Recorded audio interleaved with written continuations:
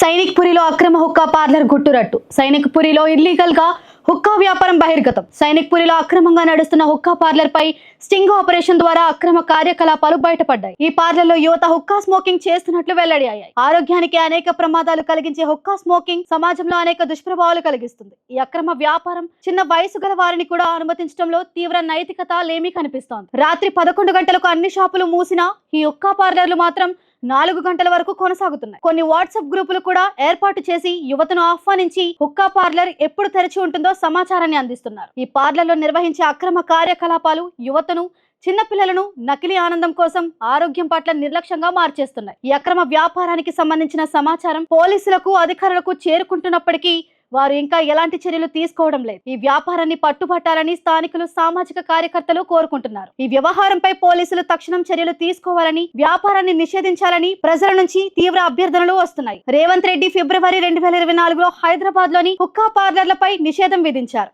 అయితే ఈ నిషేధం తర్వాత కూడా కొంతమంది అక్రమంగా ఈ పార్లర్లను నడుపుతున్నారని తెలుస్తోంది. ఈ చర్యలు రేవంత్ రెడ్డి గారి పవర్ ను ప్రభావితం చేస్తాయా? ఇది ప్రజల ప్రశ్న. బీజేపీ ప్రభుత్వం ఈ అంశాన్ని ఎలా సపోర్ట్ చేస్తుంది? దీనికి సంబంధించిన బిల్లుకు ప్రెసిడెంట్ దగ్గర ఉండి కూడా గత సంవత్సరం ఆమోదం పొందలేదు. ఇప్పటికే హైదరాబాద్ లోని హుక్కా పార్లర్లపై నిషేధం విధించేందుకు పోలీస్ కమిషనర్ శ్రీ సుధీర్ బాబు గారు పబ్లిక్ గా ప్రకటన చేశారు. అయినప్పటికీ ఈ అక్రమ వ్యాపారాలు ఇంకా కొనసాగుతూనే ఉన్నాయి. సమాజం యొక్క ఆరోగ్యాన్ని కాపాడేందుకు, యువతను హుక్కా వంటి వ్యాపారాల నుండి రక్షించేందుకు ఈ పోరాటం కొనసాగుతుంది.